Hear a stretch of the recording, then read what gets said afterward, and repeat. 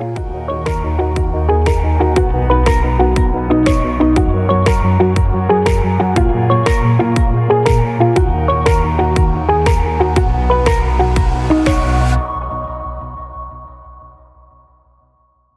I used to get beat up literally and figuratively a lot when I was a kid. And so Aw. I learned to, and I'm the youngest one of five siblings. So I had to learn how to be tough. And so when I fall down, I had to get up quickly to catch up, my siblings. And so that's probably where it comes from. Well, sometimes they say, the hard knocks are what makes you stronger and more resilient, but I'm sorry to hear that that's the case. That doesn't make me happy. So I may be part of that, but what made you think biochemistry was the right path for you? How did you get going in life sciences? Yes. So it goes back all the way to when I was 7. I lost my father in a car accident, and due to healthcare system failure, he didn't make it to the next day to see a doctor. And at age 5, I lost my grandfather to cancer. And so I've always wanted to just figure out, where does disease come from and why people die. So when I Mm. immigrated to the United States at age 15, I wanted to study science. So I went to study biochemistry because it combines biology and chemistry. And it gave me a really good look into the cancer biology and the chemical reactions. So, sophomore year in college, I got a summer internship opportunity at GD Searle, found by Mr. Gideon, and the company had multiple products: Metamucil, orthocycline, AstroTurf, and they found this new chemical entity called Celebrex. At the time, it was called Celebrex. So, as a sophomore year college student, I volunteered to put myself in the laboratory looking at all the human fecal samples and urine Fun. samples to look at how the compound breaks into pieces in the substances in human body. So I studied that, and that summer internship of 3 months turned into a year and a half. So I stayed there, and I went back to school, graduated with biochemistry, and I came back to Searle, working in the regulatory affairs, working on the second and third generation of Celebrex that managed symptoms and signs of osteo and rheumatoid arthritis. It became a blockbuster drug eventually, and I went on to work for Pfizer for about 8 years, and Stellus, which is a Japanese company, second largest company in Japan, for about 12 years, and Gilead, etc. And that's how my humble journey in life sciences began. And I've been there for 2 decades Not and so living humble, my dear. Not very many people have their very first internship on a blockbuster drug like that, where you really, I've I been mean, I've very taken lucky. Celebrex for bone stuff, so thank you very much for your great work on that. Oh, So when you think about like the biggest win, the biggest solutions that you've come up with for the market, what are you most proud of? most proud of, well, it would have to be, first in class, unmet medical need, first to market type of experiences. And one particular was this company called me up and said, Jennifer, we need you to be here. All you need to do is, we need you to put us on a map, because no one knows that we're working on a innovative therapies in cancer. And secondly, our company is underwater. And so, just to help us get out of that situation.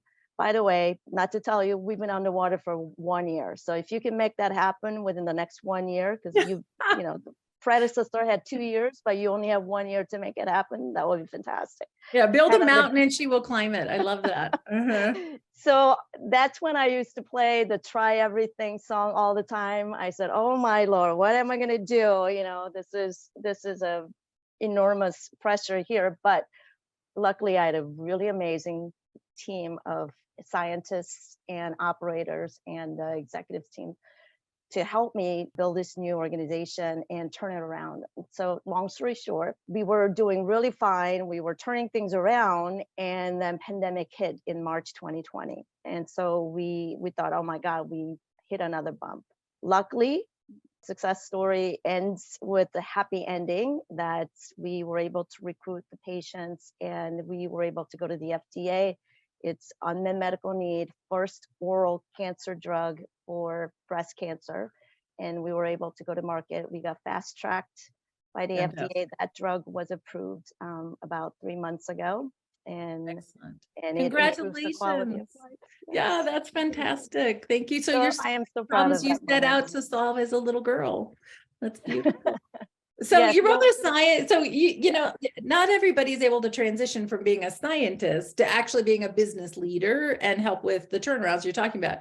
You know, how did you become known as that turnaround person? Like, was it that example you just gave us, or what happened in your path? yes. Well, I wanted to be a builder and I'm still a builder, but I was in a situation and nobody raised their hands on a project that's deemed really difficult to tackle. And so I learned from a great mentor who once said, Jennifer, take the ugliest assignment if you can. And this was my early 20s, and that stuck with me for a long time. So one day I raised my hand and everyone said, what are you doing, Jennifer? Like, what are you doing? Don't raise your hand. Don't do that. But I raised my hand and I said, I like to tackle that assignment.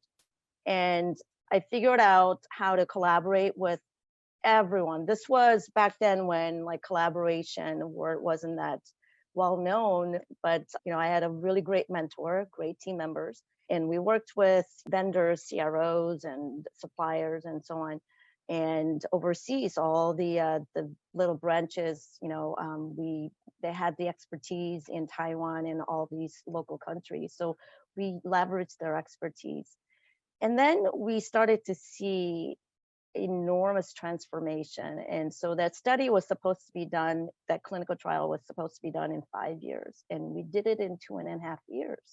And everyone said, oh my God, how did you do that?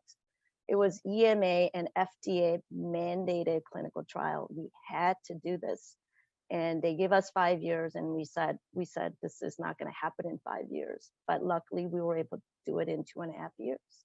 And we saved a lot of money. So I went back and said, wait a minute, there's got to be a pattern. There's a pattern to everything. And so I looked at the whole project, the teams that were involved, and I started to reverse engineer what did go wrong and what did go right and how do we do this and so on.